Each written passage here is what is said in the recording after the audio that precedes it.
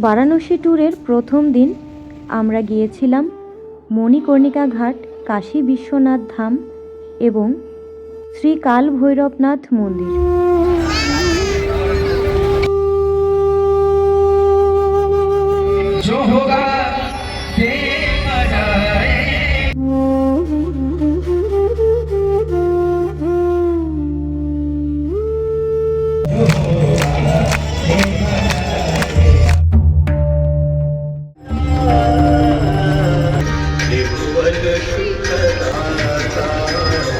আজকের এই ভিডিওতে দ্বিতীয় দিনের আইটিনারি সহ কোন কোন জায়গা কখন খোলা থাকে সমস্ত তথ্য দেয়া হবে।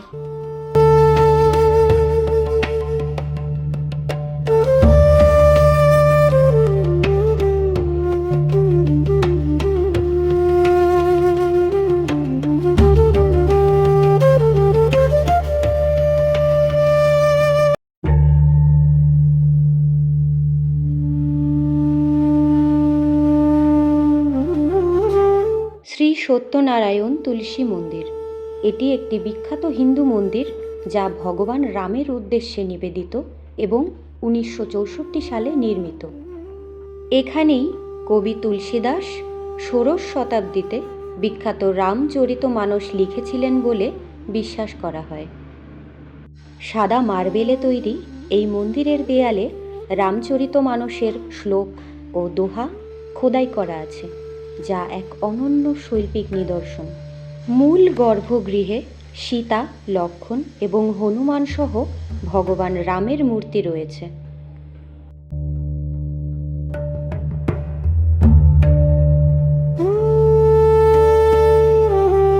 এরপর চলে গেলাম ত্রিদেব মন্দির।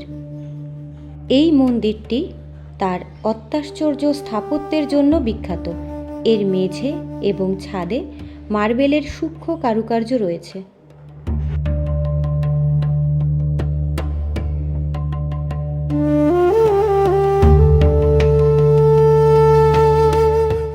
এই ত্রিদেব মন্দিরে সালাসার হনুমান, রানী সতীদাদি এবং খাটু শ্যামকে স্থাপন করা হয়েছে।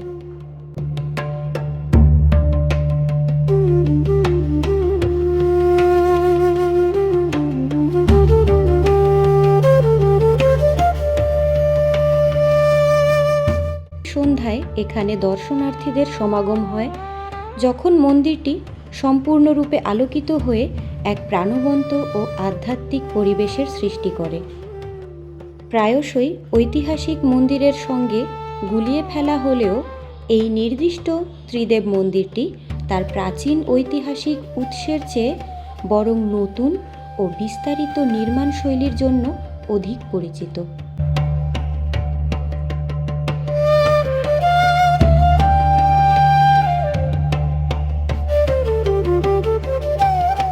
চাইলে এখান থেকে সংকটমোচন হনুমান মন্দির ঘুরে আসতে পারেন। এবারের গন্তব্য রামনগর ফোর্ট। বারাণসীর গঙ্গা নদীর পূর্ব তীরে অবস্থিত রামনগর দুর্গটি 1750 সালে কাশী নরেশ মহারাজা বলবন্ত সিং নির্মাণ করেন।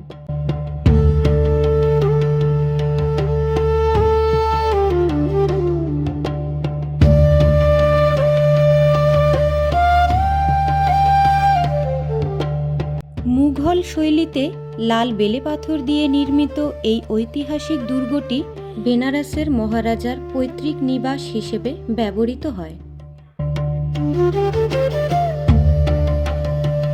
দুর্গের অভ্যন্তরে অবস্থিত একটি জাদুঘরে পুরনো দিনের গাড়ি, রাজকীয় পালকি, তলোয়ার ও পুরনো বন্দুকের অস্ত্রাগার, হাতির দাঁতের কাজ এবং 1872 সালে নির্মিত একটি জ্যোতির্বৈজ্ঞানিক ঘড়ির উল্লেখযোগ্য সংগ্রহ রয়েছে।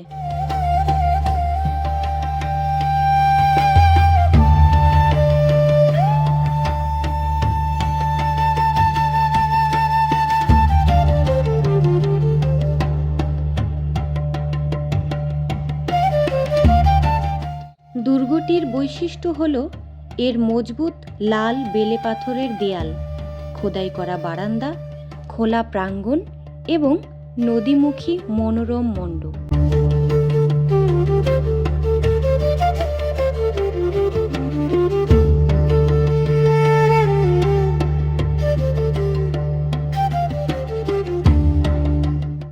বংশ পরম্পরায় এটি বারাণসীর রাজ পরিবারের আবাস এবং অনন্ত নারায়ণ সিং সহ বর্তমান রাজ পরিবার সেই বিখ্যাত ঐতিহ্য বজায় রেখেছে। এই রামনগর দুর্গ মাসব্যাপী রামলীলা উৎসব আয়োজনের জন্য বিখ্যাত, যা এখানে 200 বছরেরও বেশি সময় ধরে মঞ্চস্থ হয়ে আসছে।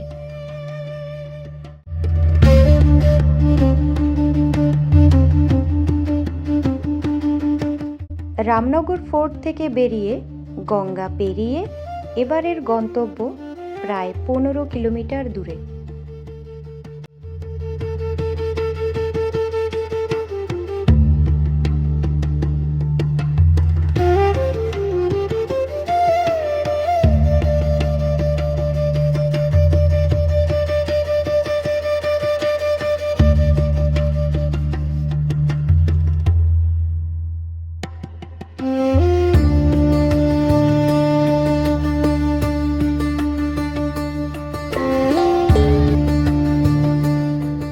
বারাণসীর শাড়ি বুনন দেখার জন্য আমরা ঢুকে পড়লাম ইসিপাত্তানা সিল্ক এম্পোরিয়াম, যেটি সারনাথের মূল ফটকের উল্টো দিকেই অবস্থিত।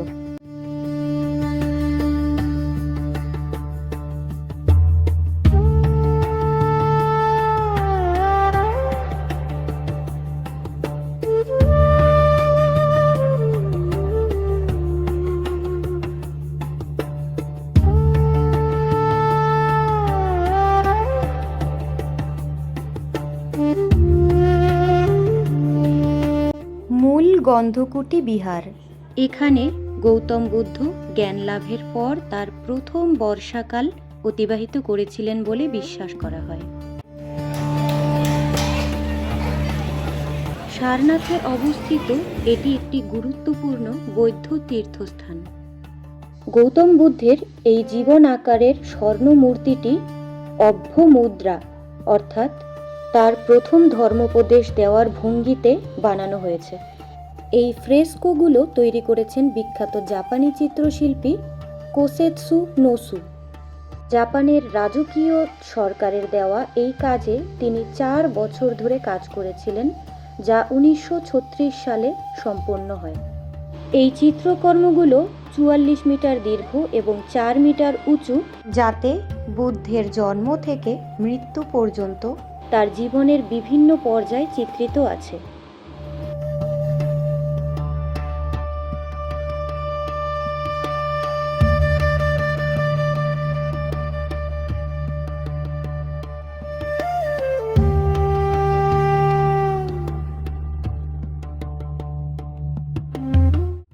প্রবেশ করছি পবিত্র বোধি ট্রি ক্যাম্পাসে।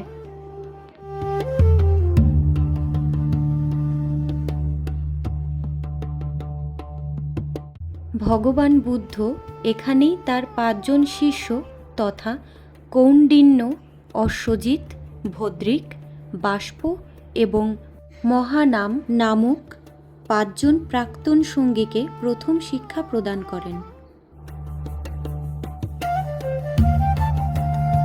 বুদ্ধের এই প্রথম ধর্মোপদেশ প্রদানকে বৌদ্ধ ধর্মে ধর্মচক্র প্রবর্তন বলা হয়।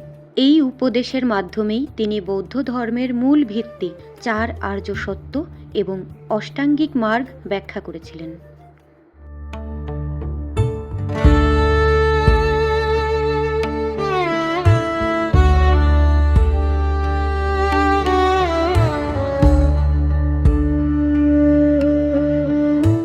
এই ফলকটিতে ভারতের সারনাথের ইসিপাত্তানা হরিণ উদ্যানে অবস্থিত বোধিবৃক্ষ ও তার সংলগ্ন এলাকার একটি ঐতিহাসিক বিবরণ দেওয়া হয়েছে। এই হলো সেই বোধিবৃক্ষ।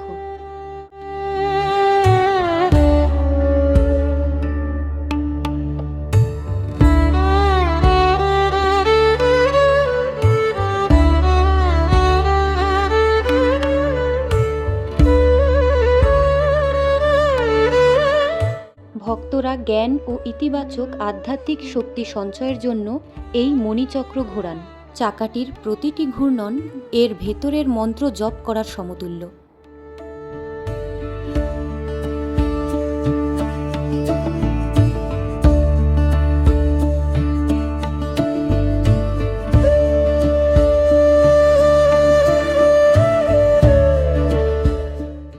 এই পবিত্র বোধিবৃক্ষটি একটি অশ্বত্থ গাছ এবং সেই বৃক্ষেরই শাখা যার নিচে বুদ্ধ জ্ঞান লাভ করেছিলেন।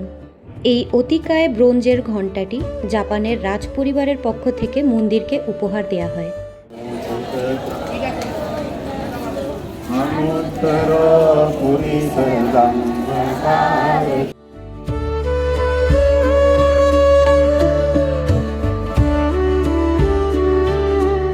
সময় থাকলে ঘুরে আসতে পারেন সারনাথ ডিয়ার পার্ক।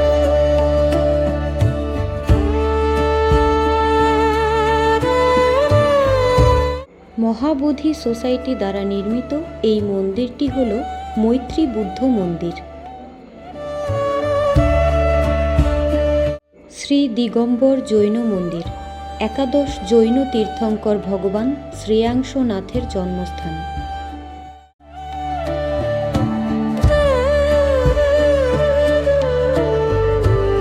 এই বিশাল কাঠামোটির উচ্চতা প্রায় 143 ফুট।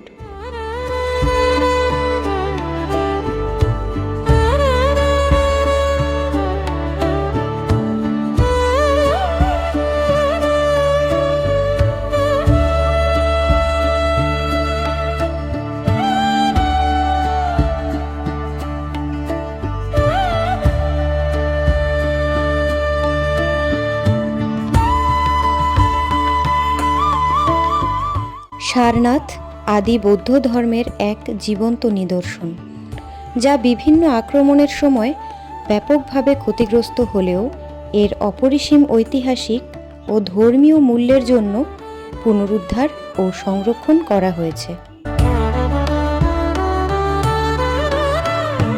প্রত্নতাত্ত্বিক খনন কার্যের ফলে খ্রিস্টপূর্ব 3য় শতাব্দী থেকে খ্রিস্টীয় দ্বাদশ শতাব্দী পর্যন্ত সময়ের গুরুত্বপূর্ণ ধ্বংসাবশেষ আবিষ্কৃত হয়েছে।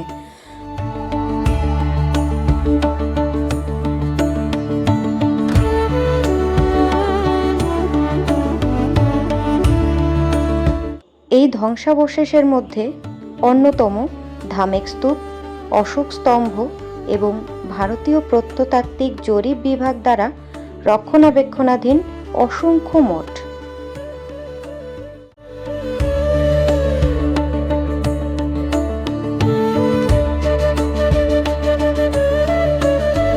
এই বিস্তৃত জায়গায় ঘুরে বেড়ানোর জন্য স্বল্প পরিসরে একটি মানচিত্রও এখানে দেয়া আছে, সঙ্গে বিভিন্ন ভাষায় সারনাথ সম্পর্কে কিছু তথ্য।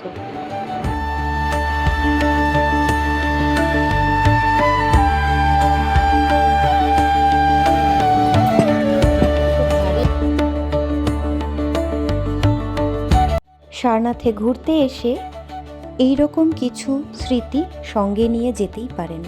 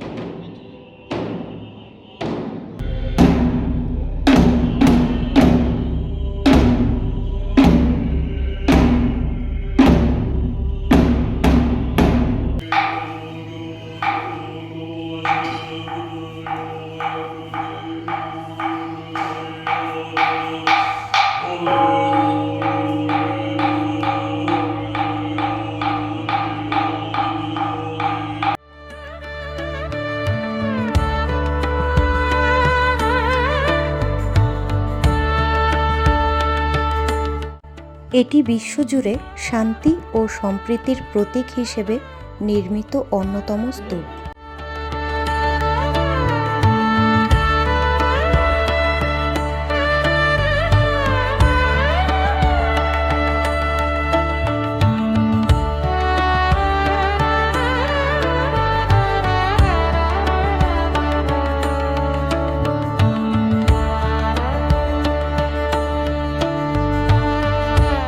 সারনাথ থেকে অটোতে করে সোজা চলে এলাম আস্সিঘাট। আস্সিঘাটে সন্ধ্যের চা কফি খেয়ে হোটেলে চলে গেলাম নিজেদের রাখা ব্যাগপত্রগুলি আনতে।